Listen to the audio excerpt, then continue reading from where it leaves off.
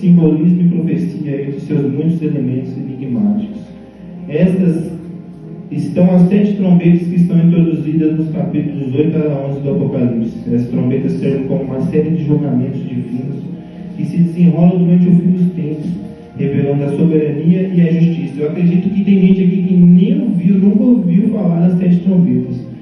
Ao mesmo tempo que chamam a humanidade ao arrependimento, compreender as 7 trombetas requer um exame cuidadoso do texto e uma apreciação de linguagem simbólica usada pelo apóstolo João, o autor do Apocalipse. As 7 trombetas são tocadas por 7 anjos, cada um anunciando um evento específico ou uma série de eventos que trazem destruição e caos à terra. Esses eventos fazem parte da narrativa maior da grande tribulação, um período de intenso sofrimento e julgamento divino que precede a vitória final de Cristo e o estabelecimento do seu reino eterno. A primeira trombeta, irmãos, sem perder muito tempo. Granizo e fogo misturado com sangue. Apocalipse 8:7. Quem quiser acompanhar, pode acompanhar. Apocalipse 8:7 descreve a primeira trombeta.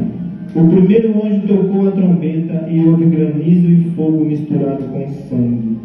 Irmãos, fazendo um estudo, um pequeno estudo, porque Apocalipse, o livro de Apocalipse é muito complexo. Você tem que estar com a fé alta, com a preparação espiritual alta, senão você não consegue ler. Então, fazendo um pequeno estudo sobre o Apocalipse, eu descobri que as pedras que se referem de granizo aqui vão pesar mais de 30 quilos. Cada pedra que vai chover do céu na primeira trombeta. Aleluia. E foram lançados sobre a terra, 1/3 da terra foi queimado, 1/3 das árvores foi queimado e toda a grama verde foi queimada. Essa imagem ecoa as pragas do Egito, descritas em Êxodo, onde Deus usou desastres naturais para demonstrar seu poder e compelir o faraó a libertar os israelitas. A devastação de 1/3 da vegetação da terra simboliza um julgamento significativo, mas não total, indicado que a misericórdia de Deus ainda permite o arrependimento. Segunda trombeta, uma montanha ardente lançada ao mar. Preste muita atenção, irmãos, que essa palavra desperte o temor e a fé em você novamente, porque estamos perto do fim. Arrependidos, pois é chegado o reino dos céus. Ele não poderia deixar de pregar sobre as trombetas, sobre o Apocalipse. A segunda trombeta é detalhada em Apocalipse 8, do 8 ao 9. O segundo anjo tocou a trombeta, e algo como uma grande montanha, toda em chamas, foi lançada ao mar. 1/3 do mar se transformou em sangue, 1/3 das criaturas vivas no mar morreu, e 1/3 dos navios foi destruído. Este evento catastrófico lembra as pragas em que o Nilo se transformou em sangue. Êxodo 7:20 ao 21. E sugere uma erupção vulcânica maciça, ou fogo celeste caindo no mar. A destruição resultante da vida marinha e do comércio significa a interrupção da ordem natural e da economia humana, enfatizando o impacto de longo alcance do julgamento divino. Terceira trombeta. Apocalipse 8, 10 ao 11 descreve a terceira trombeta.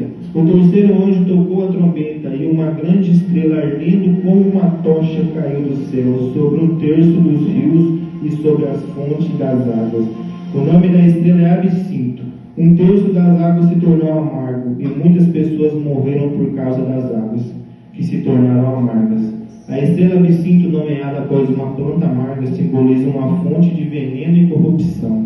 A contaminação das fontes de água doce representa as consequências espirituais e físicas do pecado, levando a sofrimento e morte generalizados. Esta trombeta serve como um lembrete severo da importância da pureza e dos perigos da decadência moral e espiritual. Aqui o Espírito Santo começa a nos falar de pureza, irmãos, de pureza. Assim como foi dito, arrependidos, pois é chegado o reino dos céus. Esse tema está falando conosco, com os que não são e com os que são. Por quê? Porque a pureza precisa estar em nós a cada dia. A pureza, a leveza, sem pecado, se santificar a cada dia. Os pequenos pecados são os mesmos que os graves pecados. Para Deus são a mesma coisa. Então devemos estar vigiando sempre no olhar, no falar, no agir, no pensar. E controlar os nossos pensamentos, irmãos. Controlar os nossos pensamentos. O Espírito Santo me tocou para estar dizendo sobre um pouco sobre os pensamentos. Irmãos, quando falamos de pensamentos, precisamos estar com a sabedoria, discernimento e a visão espiritual em dia. Que são 3 coisas, preste muita atenção, que são 3 coisas que vêm de Deus.